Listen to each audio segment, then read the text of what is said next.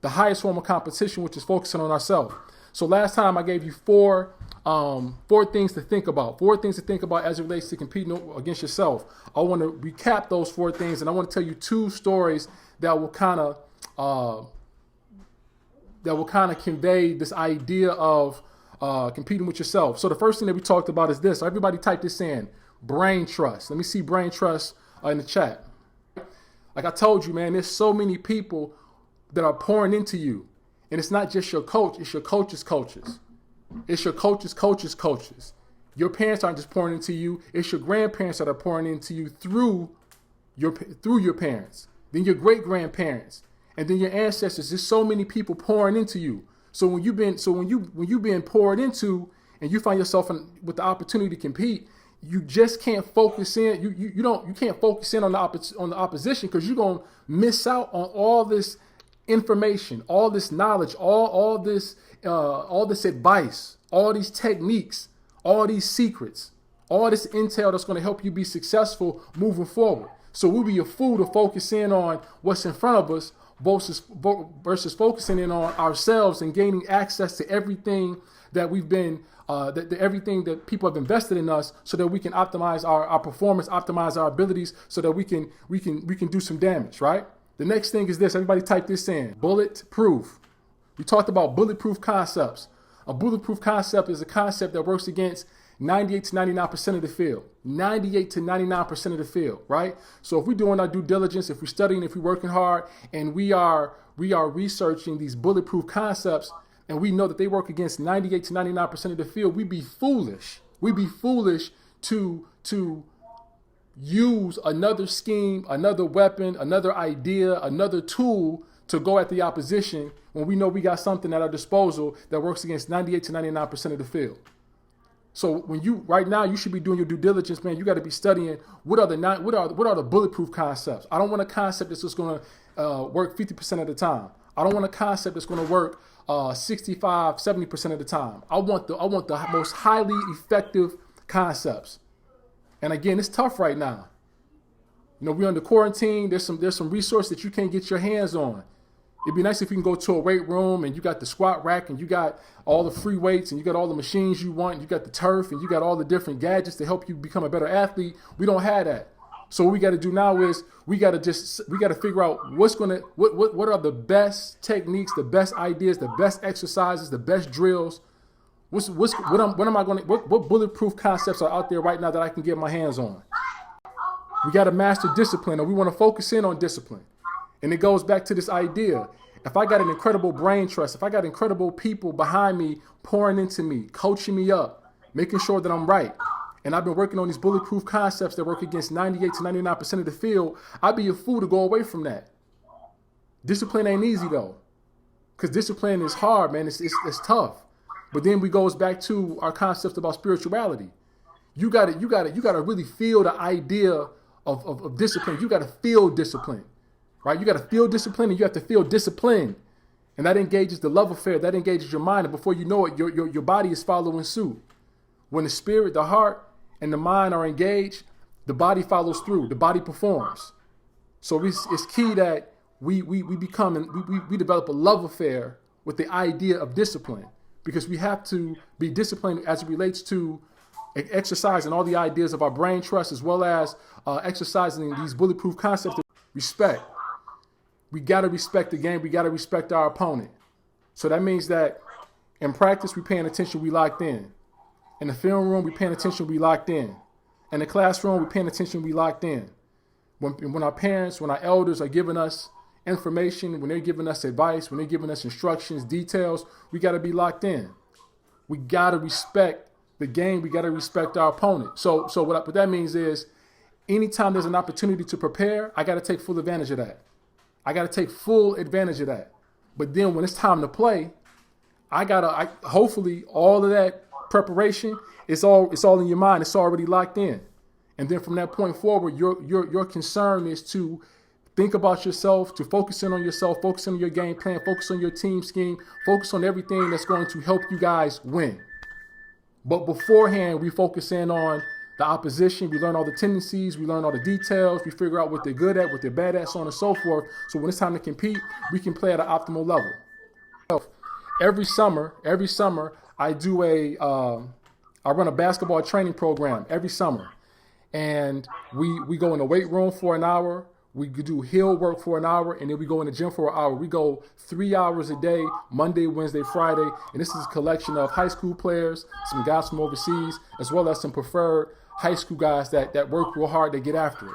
So every year, I lead every drill. So I can just say, follow me. I don't have to give these guys a ton of instruction. So as the years have gone on, I've gotten slower. And the athletes have gotten faster and stronger, right? Because I'm on a decline, but these guys are coming in as freshmen, as 18, 19-year-olds, and they're getting stronger, right?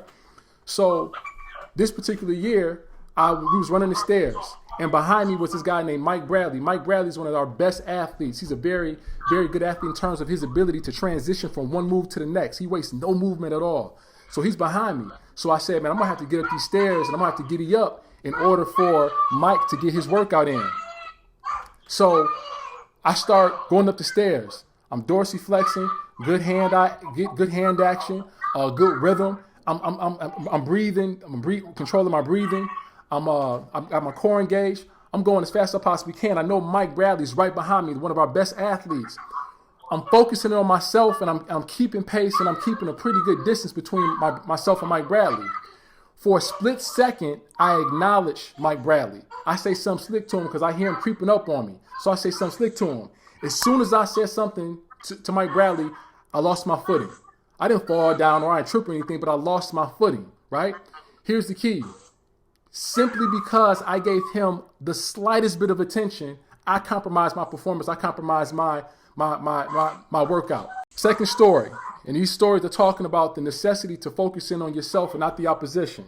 So here it is. It's basketball camp, and it's overnight. So once the camp is done, all the campers, they either go to their dorms or they could buy some pizza, and they typically want to watch the camp counselors play basketball. Now at the particular time, I had a graduate assistant, I had a GA, right? I had an intern. And she was a girl, really, really cute, really, really attractive, right? So she was working this camp with me. So I had some of my actual players in the camp. And so it's at the end of camp, and we're talking about playing basketball. So they say, Coach, you going to hoop? I said, absolutely, 100%. Why wouldn't I? So they said, oh, man, who you going to guard? I said, I'll guard whoever I need to guard to win the game. He's like, oh, bro, don't guard me. Don't guard me. I said, oh, don't guard you? They said, yeah, bro, I'm going to kill you. And they wanted to just annihilate me. They wanted to kill me, right? Now, I mentioned my intern because she was cute. So what they started doing is they wanted to show off for her. So they wanted to show off for her and aim at me and kind of make a scene of this open gym, right? So I started playing a game with them. I started playing a game, a mental game, right? I said, oh, you going to kill me? And so they like, yeah, coach, I'm going to kill you, bro. You can't guard me. This, that, and the third, talking reckless, talking crazy to me. I was like, bro, none of you guys want to see me. Now, listen, in this particular class, we had 4 ball players who were 1,000-point scorers. That's a lot of points. That's a lot of talent. That's a lot of skill. In one class, we had 4,000-point scorers, right? So here's what happens. I'm going against 2 of them. And I got 1 on my team, right? I'm going against 2 of them. I got 1 on my team. So we play 5-on-5. Now, at this point in my career, I'm not trying to go at nobody. I want to contribute to my team. I want to make the game easy for my team. I want to challenge myself in some shape, form, or fashion, and I want to get the dub. That's all I want to do. Now, I was playing a game with these guys because I persuaded them and influenced them to want to beat me and not win the game. So here's when we start playing, I know what I'm going to do. I looked at the pros and cons. I said, this is all I got to do. I got to get my team easy shots. And then the next thing I got to do is I got to guard one of these horses, right? I got to guard one of these horses because I got to make them play a one-on-one game. So here's what happened. We start playing, and sure enough, I'm setting screens. I'm getting extra possessions, getting offensive rebounds. I'm busting up everything on the defensive end, right? And they coming down. They just want to score on me. They dribbling, 10, 15 times, trying to set up their moves, trying to score on me. And all I'm doing, I know the scouting report is. So every time they load up, I just get back, try to coach them into shooting the jump shot versus going to the basket. Long story short, I win. And this is why I won. Not because I was better than them, not because they didn't score buckets on me, but I was there to win the game. I was focusing on my skill set. I was focusing on everything I had to do to win the game. They wanted to go against me. Because they were going against me, I saw other guys on the team getting mad, putting their hands up in the air, getting pissed because they wasn't getting touches. Somebody be wide open underneath the basket, but they wanted to make it all about me. We go back to the initial concept. The highest form of competition is a competition with self, fellas. Going to every situation, bringing it back to yourself, not in a selfish way, but in a way where you're working to see, what do I know? What skills do I have? What value do I bring to the table? How can I contribute? What's the objective, and what skills do I bring that will help us meet our objective? And whatever scheme coach has, whatever game plan any coach has, you got to figure out, how do I take my skill set and amplify the potential of this scheme so that we can win. The highest form of competition, the competition with self, has nothing to do with the opposition, has everything to do with, are you competing with yesterday's version of you?